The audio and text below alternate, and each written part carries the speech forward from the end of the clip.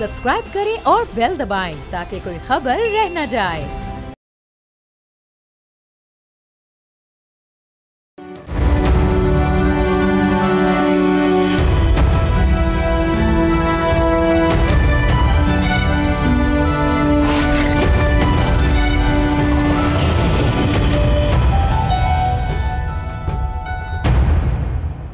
Khyber Pakhtunkhwa senate election का drop scene हो गया। वही हुआ जो हुकूमत और ऑपोजिशन के दरमियान तय था। 6 सीटें पीटीआई और 5 सीटें ऑपोजिशन को मिली। जेयूआई को 2, पीपल्स पार्टी को 2 और नून लीग के हिस्से में 1 सीट आई। क्या इसे विन विन कहना चाहिए या पीटीआई की शिकस्त? क्योंकि अददी लिहाज से ऑपोजिशन इतनी सीटें जीतने की पोजीशन में नहीं थी। आम बात यह है कि पोलिंग के लिए मुकर्ररा वक्त के इख्तिताम तक तमाम अरकान के वोट पोल नहीं हो सके। फिर वज़ीर आला खैबर पख्तूनख्वा की दरख्वास्त पर इलेक्शन कमीशन ने 1 घंटे का इजाफी वक्त दिया। इससे पहले गुज़िश्ता रोज़ पीटीआई के 5 नाराज़ अरकान ने में से 4 ने कागजात नामजदगी वापस लेने का ऐलान किया। 1 कारकुन डट गए, जिसकी वजह से आज पोलिंग हुई। पीछे हटने वाले अरकान के मुताबिक उन्हें सलमान राजा और बैरिस्टर गौहर ने यकीन दिलाया कि सेनेट टिकट्स के लिए नाम बानी पीटीआई ने फाइनल किए हैं। तो फिर सवाल ये है कि 5वें रुकन को वो कायल क्यों ना कर सके? अगर नाम इमरान खान ने फाइनल किए थे तो उनका ऐलान उनके एक्स अकाउंट पर क्यों नहीं किया गया? अब देखना यह है कि सेनेट इलेक्शन के खैबर पख्तूनख्वा हुकूमत के मुस्तकबिल पर क्या असरात मुरतब होंगे। क्या अपोजिशन से मुआहदे के बाद अली अमीन की वज़ारत आला महफूज हुई है या मजीद खतरे में पड़ गई है? सवाल यह भी है कि अगर सेनेट इलेक्शन में मुखालिफ सियासी जमातों से मुफाहमत हो सकती है तो फिर हुकूमत से मुज़ाकरात क्यों नहीं हो सकते? इसी पे बात करने के लिए हमारे साथ मौजूद है मौला बख्श चांडिया साहब, सीनियर रहनुमा हैं पाकिस्तान पीपल्स पार्टी के, इकबाल आफरीदी साहब मेंबर नेशनल असम्बली हैं पाकिस्तान तहरीक इंसाफ के, हाफिज़ हमदुल्ला साहब सीनियर रहनुमा हैं जमीयत उलमा इस्लाम फेक है। आप तीनों का बहुत शुक्रिया। आफरीदी साहब, आई स्टार्ट विद यू। मुझे ये बताएं कि ये जो नंबर गेम है, अददी बर्तरी को अगर हम सामने रखें तो पीटीआई आज के सेनेट इलेक्शन में जीती है या हारी है, और क्या ये समझौता करके अली अमीन ने अपनी हुकूमत बचाई है?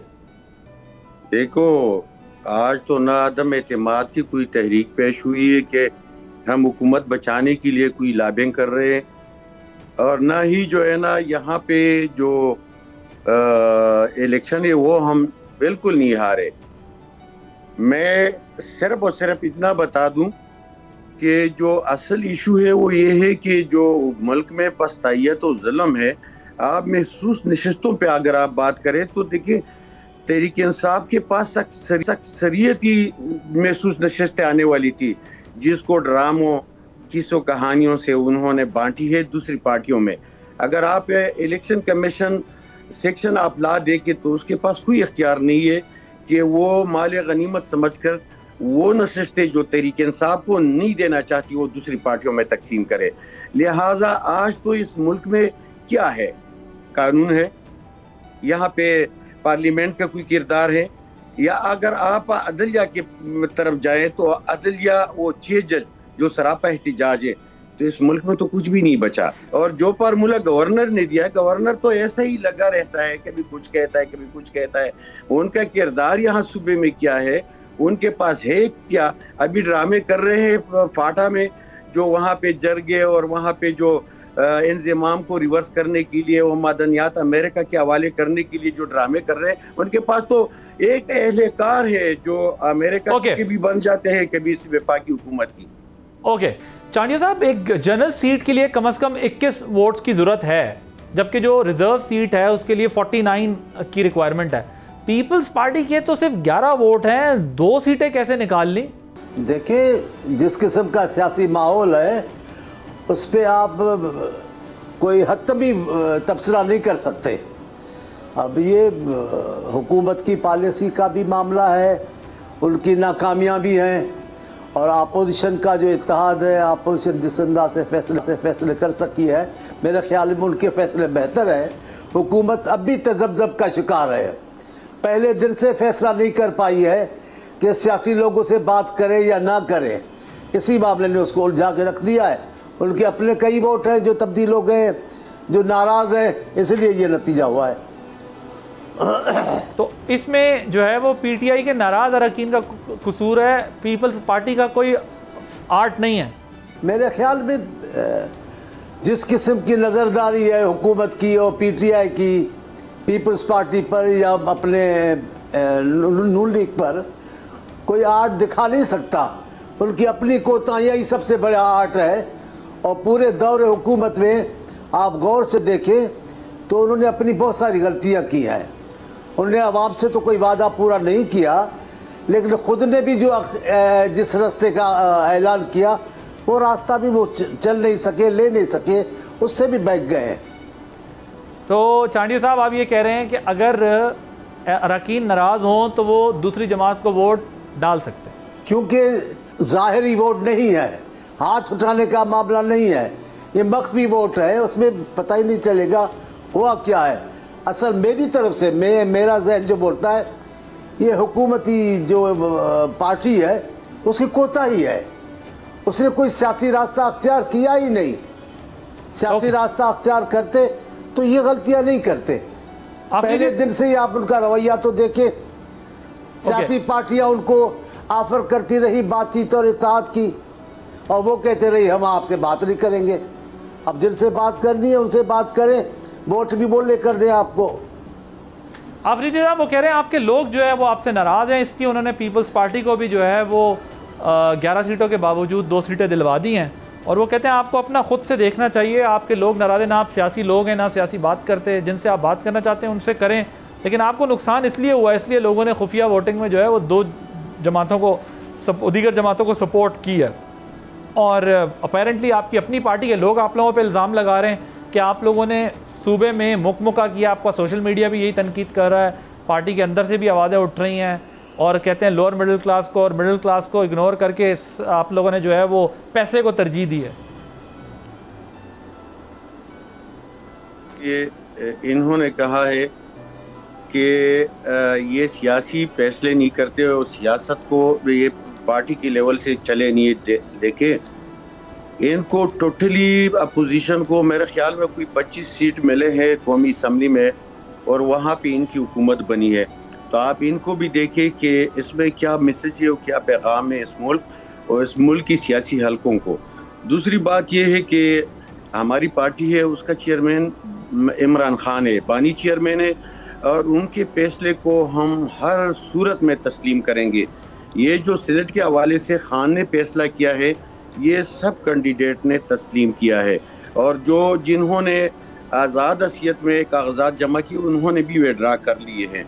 बाकी रही मुल्क में जमहूरियत की बात, ये तो सारी बातें इनकी जमहूरियत से रिलेटेड है। इनमें जमहूरियत कहाँ है? रजीम चेंज से शुरू अब तक तो देखिए कि इस मुल्क में क्या होता रहा है, इस मुल्क में क्या हुआ है। 16 महीने की जो हमारी हुकूमत ख़त्म हुई इमरान खान की, उसके बाद इदारों के पास एक नतीजा आ गया कि 16 महीने करने के बाद इन्होंने क्या डिलीवर किया। एक प्रोपेगेंडा चली कि इन्होंने खान ने महंगाई को आसमान तक पहुंचाया। इन्होंने फिर क्या वो 140 रुपए पेट्रोल 300 तक पहुंचाया। वो आटा जो 800 रुपए तेला था उसको 3000 तक पहुंचाया। लिहाजा ये हमें दर्शन न दे। लिहाजा हम समझते हैं कि इस मुल्क का फायदा किस चीज में है और इस आवाम का फायदा किस चीज में है। लिहाजा हम तो ना मफादातों के लिए पार्लियामेंट या कुर्सी चाहते हैं, न हुकूमत चाहते हैं। हम पहली जो हमारी मिशन और विजन है इस मुल्क में आईन और कानून की हुक्मरानी और हकीकी आज़ादी, ये आवाम के लिए, इस मुल्क के लिए चाहते हैं।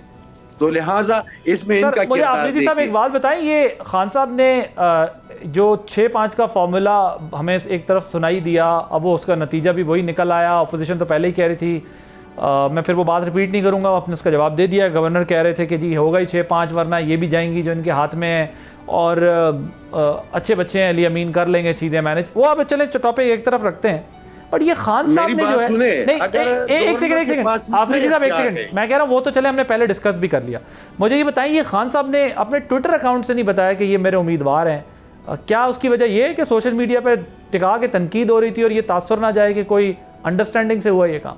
देखो, खान को लोग एक खिलाड़ी समझते थे, जबकि एक बंदे को बेईमान साबित करने के लिए सब नंगे हो गए, और उन्होंने पूरे पाकिस्तान में जो अपनी गिरफ्त है, अपनी सियासी कदोकाट है, वो बहुत स्ट्रांग कर दिया है। अगर ये समझते हैं कि खान कुछ भी नहीं है तो आके इलेक्शन फिर से हम करवाते हैं, देखते हैं कि वोट किसको मिलता है। दूसरी बात आपने कही कि गवर्नर साहब कह रहे थे कि अगर 5 सीटें ये न लेते या 6 तो ये भी जाते, तो मैं चैलेंज करता हूँ आदम एतमाद लेके आए। अगर वो चाहते हैं कि हम पूरे ये मेंबरान हमारे साथ ही तो ले आए, देखते हैं कि किस तरह। हाफिज अब्दुल्ला साहब, ये ड्रामे है। हाफिज अब्दुल्ला साहब, मुझे ये बताएं कि वजीर आला केपी जेयूआई के मामले बड़ी हार्ड पोजीशन लेते रहे, फिर जेयूआई समेत ऑपोजिशन के साथ ज़ाहिर अपेरेंटली हमें दिख रहा है कि कुछ एडजस्टमेंट हुई है, तो कैसे तैयार हो गए आप लोगों ने? ऐसा कौन सा जादू किया है कि वज़ीर आला मान गए और फॉर्मूला वही चला 6-5 वाला? बिस्मिल्लाहिर्रहमानिर्रहीम। बहुत शुक्रिया आदिल अब्बासी साहब। गुजारिश ये है कि जमीयत उलमा इस्लाम ने तो हमेशा यही कोशिश की है कि अपोजिशन जमातें एक ही प्लेटफॉर्म पर हो। हमेशा 8 फरवरी के बाद बार बार जब पीटीआई की वफद मौलाना साहब के पास उनकी क़यादत आते रहे, मौलाना साहब ने उनको वेलकम कहा, माजी की तलखियाँ नज़रअंदाज करते हुए आगे बढ़ने के लिए एक दूसरे के इंतहाई करीब हो गए। लेकिन वक्तन फवक्तन पीटीआई की सफ़ों में से जेयूआई पर और मौलाना पर बजाते खुद तनकीद किया जा रहा था, और फिर लाहौर की प्रेस कॉन्फ्रेंस भी आपके सामने है। लेकिन इन तमाम के बावजूद जमीयत उलमा इस्लाम ने फिर भी यही कहते रही जमीयत उलमा इस्लाम कि हमारे दरवाजे आज भी खुले हैं, क्योंकि हम जमहूरी लोग हैं, हम सियासत करते हैं इस मुल्क में, और जमीयत उलमा इस्लाम की 100 साल तारीख़ है।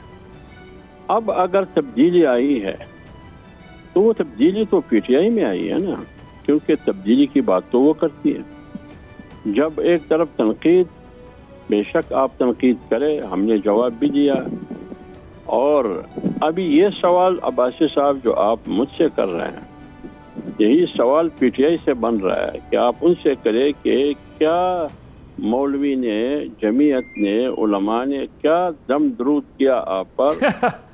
सर वो तो अल्हम्दुलिल्लाह साहब इतना ज़बरदस्त कोई आपने दम दरूद किया है। आफरीदी साहब तो कह रहे हैं हमारा नंबर बनता ही नहीं था, क्योंकि हमें जो रिजर्व सीट्स मिलनी चाहिए थी वो मिली ही नहीं है, तो हम कहाँ से इसको कंसीडर करें। वो तो मान रहे हैं, कह रहे हैं हमारा 21 सीटों के ऊपर, जनरल सीटों के ऊपर जो बनना है कम से कम जो चाहिए वो है ही नहीं नंबर हमारे पास रिजर्व सीटों की सूरत में, तो इस वजह से हम मान रहे हैं कि हमारा नंबर ही नहीं है वहाँ पे इतना। तो दरूद का तो दम दरूद का इस लेवल का किया आप लोगों ने। अपोजिशन जमातों ने मुत्तफ़िक़ा फार्मूला तय किया कि हम इकट्ठे लड़ेंगे। फिर अपोजिशन जमातों ने जमीयत उलमा इस्लाम सरबेरस पीटीआई को दावत दी कि आइए हम वहदत के साथ ये सेनेट इलेक्शन लड़ेंगे। इसमें 2 फ़ायदे होंगे। एक फ़ायदा ये होगा कि हम हॉर्स ट्रेडिंग का रास्ता रोक सकेंगे, दूसरा फ़ायदा ये होगा कि आपके हिस्से के जो सेनेट के उम्मीदवार हैं, सेनेटर्स, वो भी मुंतखब होंगे, अपोजिशन जमातों के जो हिस्से के उम्मीदवार हैं वो भी मुंतखब होंगे। ये फार्मूला तय हुआ। लेकिन मुश्किलात पीटीआई के अंदर थी, अब भी मेरे ख्याल में मुश्किलात है, लेकिन पीटीआई ने जेयूआई के साथ, अपोजिशन के साथ बैठकर मेरे ख्याल में इसमें असम्बली की भी इज्जत बहाल हुई, और इनके अरकान असम्बली की भी, और सियासत और जमहूरियत की भी। हाफिज अब्दुल्ला साहब, आप कह रहे हैं कि इनके लिए अभी भी खतरात हैं, उससे क्या मुराद है? आप ये कह रहे हैं कि वोट ऑफ नो कॉन्फिडेंस भी आ सकता है अगर केपी गवर्नमेंट ज़्यादा नहीं, मतलब वोट जमीयत उलमा इस्लाम के पास पीटीआई की वफद आया, जब ये तारीख अदम इत्तेमाद की बातें नई शुरू हुई, तो एक तरफ से पीटीआई की तरफ से हम पर गोला बारूद होता रहा, दूसरी तरफ वफद आया मौलाना साहब के पास। मौलाना साहब ने जमहूरी अंदाज में, रिवायती अंदाज में, बहुत स्मूथली और खुश असलूबी के साथ, खुशगवार माहौल में जवाब दिया कि हम खैबर पख्तूनख्वा में तारीख आलमी एतमाद लाने में दिलचस्पी नहीं रखते, लिहाजा हम न तारीख आलमी एतमाद के मुवर होंगे, न हम उसका हिस्सा बनेंगे। ये उस वक्त हमने कहा था। अभी भी जमीयत उलमा इस्लाम का फैसला यही है। लेकिन पीटीआई को और पीटीआई की हुकूमत को हमसे इतना ख़तरा नहीं है जितना पीटीआई को पीटीआई से ख़तरा है। ओके, मौला बख्शानी साहब, आपके ख्याल में क्या हुआ है? वो तो मौला हाफिज़ अब्दुल्ला साहब कह रहे हैं कि हमारा वो दम दरूद जो है वो काम कर गया है, पीटीआई को समझ आ गई ये बात, और हम तो डायलॉग पे बिलीव करते हैं और इनको इलेक्शन के बाद से ही लेके चल रहे हैं साथ। मगर आफरीदी साहब ये कह रहे हैं हमारे पास नंबर ही नहीं था, अगर वो नंबर जो हमारा मिल जाता अगर हमें, तो इस मेरे ख्याल में अब्दुल्ला साहब, मेरे ख्याल में अब्दुल्ला साहब ठीक कह रहे हैं, और मौलाना साहब जो बड़े हैं वो बड़े जहांदीदा सियासतदान हैं, वो समझते हैं। और जिस किस्म की पीटीआई ने उन पर सियासी तो नहीं कहेंगे, ज़ाती किस्म के भी हमले किए हैं, मजाकें उड़ाई हैं, लेकिन उन्होंने बड़ा तहमुल के साथ बर्दाश्त भी किया, वक्त आने पर सियासी बातचीत के लिए भी तैयारी की, लेकिन इनके फैसले सियासी नहीं है। अभी मैं सुन रहा था पीटीआई के दोस्त की गुफ्तगू कि हमें ऑफ़र की गई, हमने ठुकरा दी। भाई किसने आपको ऑफ़र की थी? आपको ऑफ़र नहीं हुई थी, आप मिन्नतें कर रहे थे। आप कहते जमहूरी हैं, आपका कायद कह रहा था मैं सियासी पार्टियों से बात नहीं करूंगा, मैं उनसे बात करूंगा। ये जमहूरी होते हैं, और आप ऑफ़र ठुकराए, ये ऑफ़र ठुकराई है, ये तो आप मिन्नतें कर रहे थे। आप कोशिशें करें हम रिहा हो जाएंगे, कैसे भाई रिहा हो जाएंगे? आप कह रहे हैं अदालतों को जिस अंदाज से आपने ख़राब किया, इस्तेमाल किया, ऐसा तो पाकिस्तान की तारीख में हमने नहीं देखा। आपने पहले बेइज्जत किया अदलिया को, फिर अदलिया को इस्तेमाल किया। ऐसे लोग आए जिन्होंने लोगों हंसने का मौका फराहम किया अदलिया पर। आप किस मुंह से बात कर रहे हैं कि आफरें हुई हमने नहीं मानी? आपने तो मिन्नतें की, आफरें नहीं, आपने मिन्नतें की, उन्होंने मिन्नतें नहीं मानी। उन्होंने कहा हम सियासी बातचीत नहीं करते, अब सियासी लोग खुद आपस में बात करें। और आप फरमा रहे थे मैं सियासतदानों से बात नहीं करूंगा, तो जनाब आप जिन्नात से बात करेंगे? हैं सियासत में बात करेंगे जिन्नात से? ऐसा तो मुमकिन नहीं है ना। आपको मानना पड़ेगा आपने सियासी गलतियां की हैं। सियासी गलतियां क्या की है? आपने सियासी रवैया अपनाया ही नहीं। और तो और अब्बासी साहब, इनकी गुफ्तगू सियासी नहीं है। आप तसव्वुर तो करें, सारे अरसे का इनका फरमान है, जो फरमान इन्होंने जारी किए, वो लबो लहजा तो देखो। ये सियासी हो सकता है, अभी सियासी हो सकता है। ये जो अभी सेनेट में हुआ है, अभी फार्मूला तय किया है, अभी आपने बातचीत की है। सियासी अमल को अच्छा करने के लिए आप बातचीत क्यों नहीं कर सकते थे? चाटी साहब वो कह रहे हैं हमारे पास अभी नंबर ही नहीं था, हमने इसलिए आप बातचीत क्यों नहीं कर सकते? कह रहे हैं कि हमारे पास नंबर नहीं था, हमने गुजारा किया। पार्टियों के बीच में आपने खिला पैदा किया हुआ है। मैं आपको भाई साहब दिल की बात, कोई गुजारा नहीं, मैं आपको दिल की बात बताता हूँ। खान साहब को जेल में रखने में बड़ा किरदार भी पीटीआई का अपना है। पीटीआई का रवैया, पीटीआई का अंदाज सियासत खान साहब को जेल में रखने का जवाब है। जी ठीक है, बिल्कुल सही है। एक ब्रेक लेते हैं, ब्रेक लेनी है। ब्रेक के बाद जब वापस आएंगे तो गुफ्तगू को यहीं से कंटिन्यू करेंगे आफ्टर दिस ब्रेक।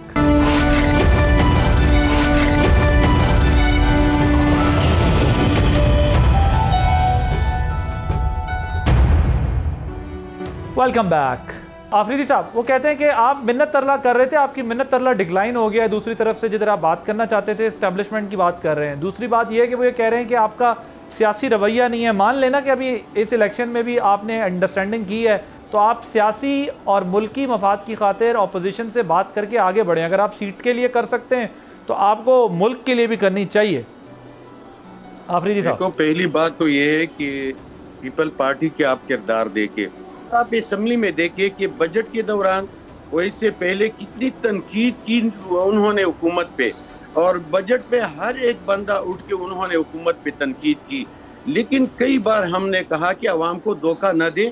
अगर आपको इस हुकूमत से जान छुड़ाना है और अवाम की खिदमत करना है तो अपोजिशन बेंचों पे बैठ जाए, ताकि हुकूमत भी ख़त्म हो और जो आप चाहते वो भी इंशाल्लाह कंप्लीट हो जाएगा, अवाम को डिलीवर हो जाएगा। लिहाजा उन्होंने उस बजट को भी तस्लीम किया, उनकी हिमायत भी की, और उस हुकूमत पे जो उन्होंने तनकीद की उसका हिस्सा भी बने रहे। लिहाजा हम वो लोग हैं जिनको आफरे की गई है। लिहाजा इन्होंने तो कहा है कि ये सियासत समझते नहीं है। अगर हम सियासत नहीं समझते तो ये जो इलेक्शन में 25 करोड़ आवाम 8 फरवरी को निकले, वो आप लोग फार्म 47 के अच्छा मुझे ये बताएं सर, अगर आफरीदी साहब आपको असेंबली में पहुंचे तो आप आवामी आफरीदी साहब ये बताएं, अगर आपको ऑफर की गई है तो फिर ये शिकायत आप किससे कर रहे हैं कि हम सिर्फ उनसे बात करना चाहते हैं और किसी से नहीं? अगर आपको वो ऑफर कर रहे हैं तो आपसे बात क्यों नहीं कर रहे? तो देखिए, आप पॉलिटिकल इंजीनियरिंग की भूल गए हैं। हम तो वही बातें करते हैं जब पहले हमें दूसरी पार्टियों में एडजस्ट करने के लिए कहा गया, फंड देने की, वजारतें देने की ऑफर की गई, हमें जो है ना उसके बाद जो हमारे ऊपर केसेस बने, हम तो आग का दरिया उबूर करके यहाँ पे आए हैं। और आपने अगवा बराए बयान नहीं देखा, आपने पॉलिटिकल इंजीनियरिंग नहीं देखी। ये तो 10 दिन भी बर्दाश्त करने वाले नहीं है। हम आग की दरिया उबूर करके यहाँ पे आए हैं और हम हकीकी आवाम की उमंगों की तर्जुमानी। तो अब अगर आप सर आग का दरिया उबूर करके आए तो आप मजीद फिर उनसे क्यों बात करना चाहते हैं जिनका आप आग का दरिया उबूर कर आए? देखिए, जो आप लोग आए रोज लगे रहते हो कि ये डायलॉग नहीं करते, ये सियासी जो डायलॉग है, ये खान जो है ना ऐसे मुनकर है, वो मुजाहमत की बात करते हैं। तो हम तो कई बार ये कह चुके हैं कि अगर एक ऐसा फर्म हो कि वो अपनी गलती भी तस्लीम करे और जो हम डिमांड आईन व कानून की दायरे में करते हैं उसका भी कोई रिजल्ट निकले तो देखिए ये बात तो बन नहीं रही ना सर। आप कह रहे हैं हमने आग का दरिया उबूर किया, लेकिन बात भी उन्हीं से करनी है जिनकी वजह से आग का दरिया उबूर किया। आप कह रहे हैं मुझे हमें ऑफर करते हैं, हमने ऑफर कबूल नहीं की, लेकिन अब आग का दरिया उबूर किया। लेकिन सर आप मुझे जरा बात करने देना। आफरीदी साहब आपकी बात आ गई ना, मुझे अब जरा मुझे बात करने दें। मैं ये अर्ज कर रहा हूँ कि मैंने आपसे इसीलिए आपसे बात करनी है कि मेरी बात सुननी है? सर मैंने आपकी बात सुनी है, लेकिन मैंने सवाल भी करना है ना। पूरा टॉक शो तो आपसे नहीं करवाना ना। जो पार्लियामेंट एक ऑर्डर ऑफ द डे ये वहां से आती है, एक बजट जो है ना वो वहां से आती है, पढ़ के सुनाते हैं। पॉइंट आ गया सर, मैं आपको नुक्ता आ गया। बात ये कि वो क्योंकि ये बात सर बन नहीं रही ना। आप एक तरफ कह रहे हैं हमने उनसे बात करनी है, फिर आप कहते हैं हम आग का दरिया उबूर करके आए, लेकिन हमने फिर उन्हीं से बात करनी है। और उनका ये लेवल है, वो कहते हैं कि हमने कोई बात ही नहीं करनी, और सियासी जमातें आपसे कह रही हैं हमने बात करनी है, आप कह रहे हैं हमने इनसे बात नहीं करनी। Anyways, having said that, the stay at this point, मैं जरा इस नुक्ते को अब थोड़ा आगे बढ़ाना चाहता हूं। मुझे देखिए, असल में समझ में ना आने वाली बात है ना कि आप कह रहे हैं कि सर गुजारिश तो सुन लेना, अब जरा बात को आगे बढ़ाने देना। आफरीदी साहब, मैंने आपका पॉइंट लिया है ना। तो देखो, आपसे तो ज्यादा, मुझसे तो ज्यादा आप बोलते हैं। और सर मैं तो बोल ही नहीं रहा, मैं तो आफरीदी साहब बोल ही नहीं रहा। मैं तो बहुत देर बाद आपसे सवाल पूछा है। मैं आपसे सिर्फ ये कह रहा हूँ कि आप सियासी की भी बात करते हैं, उसका मौक़िफ़ भी आप ले लेते हैं और फिर उस पे बात भी आप करते हैं, माइक भी करते हैं। नहीं आफरीदी साहब, ऐसे नहीं चलेगा, ऐसे नहीं। मेरे प्रोग्राम की प्रैक्टिस है कि मैं पूरा मौका गेस्ट को देता हूं, और अगर आप ऑन एयर देखेंगे, ये जितने मेरे यहाँ गेस्ट बैठे हैं आपको बताएंगे कि मुझसे ज्यादा शायद कोई टॉक शो में बात करने का मौका दे। आप मेरी बात पूरी करने नहीं दे रहे। सर मैंने आपको पूरी बात करने दी है ना, पूरा शो तो आप नहीं कर सकते ना, दूसरों को भी बात करने का मौका देना है मुझे। मेरी बात सुने, अगर आप मुझे मौका देते हैं तो वेल एंड गुड, वरना कोई बात नहीं है। आप इनसे बात करें और मैं अपना मौक़िफ़ किसी दूसरे चैनल में कर। मैंने आपको भरपूर मौका दिया। अगर आप वैसे आर्गुमेंट की बेस पर प्रोग्राम छोड़ के जाना चाहते हैं तो एक अलग बात है। मैंने आपको पूरा मौका दिया। आप शो देखेंगे आपको अंदाजा होगा कि मैंने आपको कितनी देर बात करने दी है। उनकी जो तर्ज हुकूमत है उस पर तो आप फिर अपनी बात करना शुरू कर देते हैं। नहीं आप करें, आपका राइट है, आप किसी पे क्रिटिसिज्म करें। मैं तो आपसे वो सवाल पूछ रहा हूं जो आपकी बात है। एनीवेज, देखिए इस तरह नहीं चलता कि दो वो बेटे हैं और तीसरा आप है, तो इस तरह तो नहीं है। देखिए हमारे मेरे साथ आप बानी पीछे, सर मुझे आदत है आफरीदी साहब, मुझे आदत है सर, मुझे हर जमात ने एक दफ़ा ये बात बोली भी है कि आप दूसरे की साइड की बात करें, हमारी नहीं। हम वो बात कर रहे हैं जो हमें ठीक लग रही है। मैं आपसे पूछ रहा हूँ कि आप ये कह रहे हैं मैं बात किससे करना चाहता हूँ, वो बात सर ज़रा लंबी हो जाएगी। आपका नुक्ता नज़र मैंने ले लिया, मैं ज़रा दूसरा पॉइंट ऑफ व्यू ले लूँ, फिर आपकी तरफ दोबारा आता हूँ। चांडियो अपना अब्दुल्ला साहब मौजूद है हमारे साथ। नहीं लेना चाहते तो मैं इजाजन वॉकआउट करता हूं, कोई मसला नहीं। आप अपनी मर्जी से प्रोग्राम छोड़ के जा रहे हैं। मैंने आपका मौक़िफ़ पूरा लिया और आपको मौका भी दिया, क्योंकि आपके पास अब दलील का जवाब नहीं है, तो इसलिए आप प्रोग्राम छोड़ के जा रहे हैं। मैं क्योंकि आपको पहले ही बता चुका हूँ कि बात करने दी ना, पोजीशन की जवाब बात मुझे अभी उलमा इस्लाम को जवाब देना है, वो भी रह गया है। और नहीं जो है ना, आपने मुझे हुकूमत पे बात करनी थी, बस ठीक है। आपको मैंने भरपूर मौका दिया बात करने का, आपने बात का जवाब दिया। अभी आप जिद कर रहे हैं, अगर आप इस तरह देखो, मैं माजरत करूंगा आइंदा के लिए भी। मुझे कोई शौक नहीं किसी टॉक शो में बैठने का। एक बात याद रखे, हमें सिर्फ और सिर्फ जो पार्टी की हिदायत है उसी पे चलने की हिदायत दी जाती है, हमें टॉक शो में बैठने की नहीं। आपकी रिक्वेस्ट पे आया हूँ, अगर आप मुझे बोलने नहीं दे रहे तो खुदा हाफिज। मैंने तो आपको भरपूर मौका दिया बात करने का, आप बात नहीं करें। जी, आपको तो हुकूमत का नुमाइंदा भी बन गए और पीपल्स पार्टी जीआई का इल्जाम मेंबर ना भी लगाए ना बने सर, हो। आप इस लोगों तरह की तो नहीं सारी चलता। सियासत इल्जाम पे खड़ी हुई है ना सर, ये आप लोगों की जमात का ये आलम नहीं, इसलिए तो नहीं, हुआ है, इस तरह इल्जाम नहीं सुबह है। शाम इल्जाम, देखिए, अपने लोगों पे अभी तो इल्जाम, मैंने अपने सेनेटर्स पे इल्जाम, जमात अपने एमपीएस इस्लाम पे को भी इल्जाम, जवाब भी अपने नहीं एमएनएस पे मुझे इल्जाम, बताएं हर कि किसी पे उन्होंने इल्जाम। ढेर सारे हालांकि इल्जामात सबसे बड़े लगाए। इल्जाम आपकी आप पार्टी के पहले अपने ऊपर मुझे लग रहे बताएं हैं। कि आप किसके साथ बैठना इल्जाम से तो चाहते नहीं हैं। सर काम चल अगर सकता एक ना। बंदा जो है ना वो पसलार के कदमों में बैठने वाला बंदा हो और वो कह रहा है कि मेरा कोई हैसियत ही नहीं है, पार्लियामेंट बिल्कुल मफलूज कर दिया है उन्होंने, बेतौकीर कर दिया है इस पार्लियामेंट को, तो मुझे बताएं कि उसके साथ बैठने का फायदा फिर क्या है। ओके चले ठीक है, मैं जरा इसका जवाब ले लूं अब। बस चलो, बहुत बहुत हाफिज मेहरबानी, अब्दुल्ला साहब खुश हमारे रहो साथ जी। आप अपनी मर्जी से जा रहे हैं, मैंने आपको पूरा मौका दिया बात करने का और आगे नहीं, भी दूंगा। मैंने जमीयत उलमा इस्लाम को जवाब देना है तो दे वो सर, मैं कहाँ आपको दिया? इतनी देर से कह रहा हूं ना, आप जाती हमलों पे लगे हुए हैं ना, आप जवाब दें अफरीदी साहब। मैं देखे जिस तरह मौलाना साहब ने कहा कि हमने पराहदीरी का मुजाहरा किया और हम पे इल्जामात लगाए, मुझे बताएं कि पूरे अपोजिशन ने, पूरे पार्टियों ने जो अपोजिशन में बैठने वाले, उन्होंने मौलाना को सपोर्ट किया 26वीं आईनी तरमीम में। उन्होंने क्या किया, पीरी हुकूमत के गोद में बैठ गए और 26वीं आईनी तरमीम में हुकूमत की हिमायत की। एक दूसरी बात यह है कि इनके साथ दोस्ती हमारी कब थी? अगर एक जाती हैसियत में अचकजई साहब या मेंगल साहब या केसर साहब, जो उन्होंने एक ग्रुप बनाया हुआ है, एक गैर सियासी पार्टी जो मुल्क की मौजूदा सूरत हाल पे वो आवाम को वो सब कुछ बताने के लिए उन्होंने बनाई जो हुकूमत कर रही है, उनके साथ बैठ गए, तो इसमें हमारी पार्टी का क्या कसूर? लिहाजा हम वो लोग हैं जो इनके साथ इसलिए बैठ गए कि हम 26वीं आईनी तरमीम में ये देख रहे थे कि अदलिया मफलूज हो जाएगी और इस मुल्क में एक सेकंड आफरीदी साहब, नजरें हैं। आफरीदी साहब मुझे ये बताएं, आप कह रहे हैं जाती हैसियत में असद कैसर साहब बैठे हैं इनके साथ, पार्टी का फैसला नहीं था आपकी? देखिए वो 4 बंदों का जो है वहाँ पे एक, अभी आपने अनाउंस भी किया होगा, उसने अनाउंस किया, आपने देखा भी होगा कि उन्होंने एक प्लेटफार्म पे जदोजहद शुरू की। देखो हमारी पार्टी का, अगर हमारे जो बानी चेयरमैन है उन्होंने पॉलिटिकल कमेटी बनाई है, मुझे एक पिक्चर तो दिखाएं कि पॉलिटिकल कमेटी इनके साथ बैठी हो, मुझे बताएं। ओके ठीक, हमदुल्ला साहब आपकी पार्टी पे जवाब दिया उन्होंने। जी जी जनाब, आप फारिग हो गए अफरीदी साहब से? हाँ जी, मैं फारिग हो गया और माजी की तरह कई सारे इल्जामात लेकर, और मुझे बड़ी खुशी हो रही है हर दफा की तरह।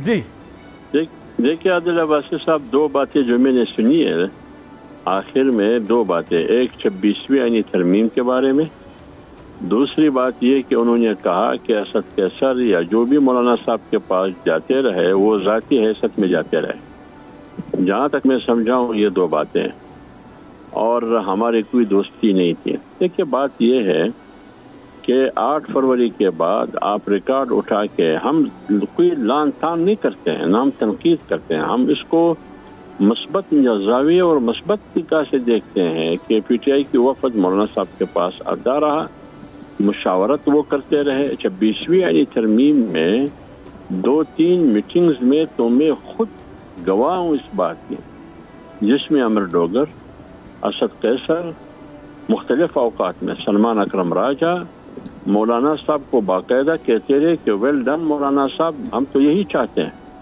यही हमारी 26वीं तरमीम में 26वीं आईनी तरमीम में 26वीं, मैं बात पूरी कर लूँ मेरे भाई, आपने बात की, मैं खामोश रहा, आप मेहरबानी करके मुझे बात करने दें। लेकिन मैं जरा क्लियर करवाना चाहता था ना कि 26वीं आईनी तरमीम की बात कर रहा हूँ, मैं उसी में बैठा था।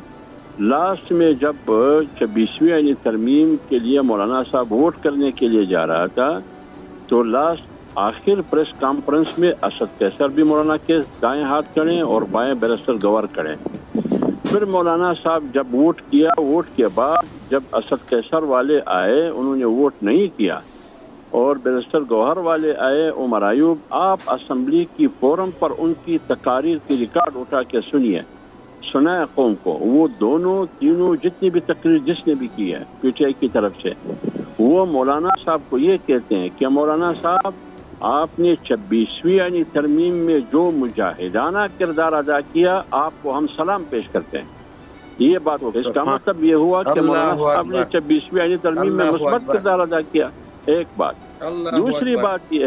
दूसरी बात यह अब्बास साहब, अगर 26वीं यानी तरमीम हराम है, नापाक है, तो 6 महीने के बाद फिर क्यों नापाक हुआ? एक बात। तीसरी बात, अगर नापाक है, नाजायज है, हराम है, तो आपके 2 बंदे या 3 बंदे इसी 26वीं आईनी तरमीम की बेनिफिशरी है। आपकी पार्टी जो जुडिशल कमीशन, सुप्रीम कोर्ट के जुडिशल कमीशन में बैठे, मौलाना पहले तो उनसे वो इस्तीफा दे, वो निकले इस हरामखोरी में। वो क्या कर रहे हैं? जहाँ तक आपने जाती हैसियत की बात की, ये सवाल मुझसे नहीं बनता। आप असद कैसर से पूछिए। सलमान अकरम राजा पीटीआई का मरकजी जनरल सेक्रेटरी है, और रऊफ हसन उस जमाने में आपका मरकजी सेक्रेटरी इत्तलाआत था। आमिर डोगर आपके कौमी असम्बली में चीफ वहब है। आपकी क़ियादत मुख्तलिफ औकात में आते रहे। अगर ये आपकी क़ियादत नहीं है और बाकायदा आते मौलाना इमरान खान साहब का पैगाम मौलाना साहब के पास पहुंचाते रहे कि मौलाना साहब खान का ये पैगाम है, ये पैगाम है या ये पैगाम है।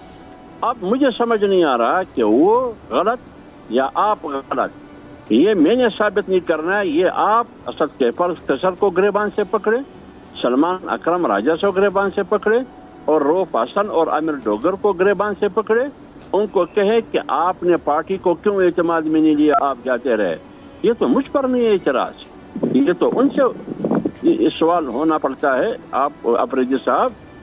चांडिया साहब, आपके ख्याल में जो अभी हम गुफ्तगू भी कर रहे थे बात, अब ये सेनेट का भी वो हवाला दे रहे हैं, आपको क्या लगता है कि क्या ये जो सेनेट इलेक्शन में एक अब जो कुछ हुआ है, जिस तरह अंडरस्टैंडिंग हुई है, अपेरेंटली तो यही लग रहा है, बज़ाहिर यही लग रहा है, क्योंकि आप पार्टी के अंदर भी वहाँ पर उनकी एक रिएक्शन आया और उनकी पार्टी में अली अमीन गंडापुर साहब ने एक पोजीशन ली, दूसरे लोगों ने अलग पोजीशन ली, लेकिन आफरीदी साहब ये कह रहे हैं कि नहीं, हमारे वो इशू ये नहीं है। आपके ख्याल में क्या ये एक तरह की अंडरस्टैंडिंग ऐसी हो गई है कि अब KP government is safe, completely safe है, या फिर अभी उनके लिए कोई ख़तरा मौजूद है? आप लोग ऑपोजिशन वाले मिलके कुछ ना कुछ करना चाहते हैं?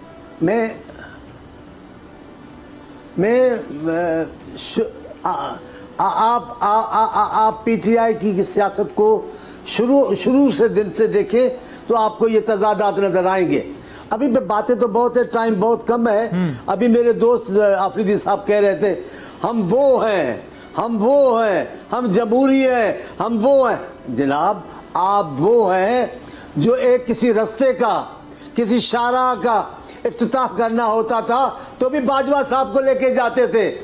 सच्ची बात, तो नाराज ना होना, आपकी तो शादियां भी बाजवा साहब के बगैर नहीं हो रही थी। वो पहले अगर बैठते तब आप निकाह पढ़वाते थे। आप ऐसी बातें ना करें, जातियात पे ना जाएं और अपने आप को जमहूरी सियासी साबित करने की कोशिश ना करें। आपका पूरा दौर गैर सियासी, गैर जमहूरी रहा है। आपने सियासी लोगों को बेइज्जत किया है। आपने जो ज़बान इस्तेमाल की है सियासी लोगों के लिए, ये कभी सियासत में पाकिस्तान में थी ही नहीं। आपने पाकिस्तान की सियासत में नई नई चीज़ें रूशनास कराई हैं जो कोई अच्छी बातें नहीं है, लेकिन हम चाहते हैं सर, मगर वो कह रहे हैं आग का दरिया उबूर करके यहाँ तक पहुंचे। मैं कहता हूँ सियासी बातचीत होनी चाहिए, सियासी पार्टियों को बैठना चाहिए, पीटीआई को भी बाकी पार्टियों के साथ खुली दिल के साथ बैठकर फैसले करने चाहिए। चांडिया साहब, वो कह रहे हैं हम आग का दरिया उबूर करके यहाँ तक पहुंचे, आसानी से थोड़ी पहुंचे। आग का दरिया अबूर किया है, लेकिन जनरल बाजवा साहब की उंगली पकड़कर फिर अबूर किया है। अकेले तौर पर यह अबूर नहीं कर सकते थे। आप याद करें पहले दिन की तकरीर, जब खान साहब का पहला खिताब हुआ और कौम को पैगाम दिया। ओके, ठीक जी। आफरीदी साहब, आपने पहले हमदुल्ला साहब की भी गुफ्तगू सुनी होगी और अभी चांडियो साहब की भी सुन ली। वो कहते हैं आपने जो है वो बाजवा साहब का हाथ पकड़ के वो दरिया अबूर किया। देखिए, पहली बात तो ये है कि मुझे बोलने दो प्लीज, ताकि मैं क्लियर कर सकूं कि मौजूदा हालात क्या है। पहली बात तो ये है कि आप देखिए कि 2018 में जो इलेक्शन हुआ तो सबने ये कोशिश की, इदारों ने भी की कि ये हमने किया है और वो ये जताते रहे हैं। लेकिन जब पंजाब में 16 सीटों पे और कौमी असम्बली के 9 सीटों पे बाई इलेक्शन में मुकाबला हुआ तो 13 पार्टियां बशमूल एस्टेब्लिशमेंट पंजाब में भी एक साथ थी, और कौमी असम्बली में जो एक मर्द मुजाहिद खड़ा था इमरान खान, उसके खिलाफ भी वो सारे मुत्तहिद थे। हमने दोनों जगह पे शिकस्त दी। ये 2018 का बयानिया जो उन्होंने तैयार किया था कि हमने इसको सपोर्ट किया था, हमने जुटला दिया। दूसरी बात कि ये जो हम पे इल्जामात लगाते हैं, चलो अगर अली अमीन ने मसलहत की और इनके साथ बैठ के कोई सेनेट इलेक्शन का कोई प्लान बनाया, तो फिर ये दर्द क्यों उठ रहा है आप लोग सब लोगों में? फिर तो आप लोग यही चाहते हैं कि इनके साथ बैठ जाए। तो मैं ये नहीं कि जब बैठ जाते हैं तो तब भी आप लोगों की चीखें निकलती हैं, जब हम एहतिजाज करते हैं और नहीं बैठते हैं तब भी आप लोगों की चीखें निकलती हैं। आप मीडिया को देख के फैसले ना करें ना, आप अपने उसूल पे डटे रहें। देखिए, हुकूमत को मौका नहीं देंगे कि वो इमरान खान को गलत साबित करके उन पे कोई ऐसा फैसला सादिर करे कि उनकी जिंदगी को खतरा हो या पीटीआई की जो तहरीक है उसको नुकसान हो। लिहाजा ये कभी भी इनकी हिमायत नहीं है कमेटी की में जाने की कि हम उसको सपोर्ट करते हैं। लिहाजा टोटली हमने 26 आइन को मुस्तरद किया है, उनके खिलाफ कोर्ट हम सर वक्त खत्म हो गया। थैंक यू सो मच मौला बख्श चांडियो, इकबाल खान आफरीदी साहब, हाफिज अब्दुल्ला साहब, आप तीनों का बहुत शुक्रिया। आपने प्रोग्राम देखा। आदिल अब्बासी को इजाजत दीजिए। अल्लाह हाफिज।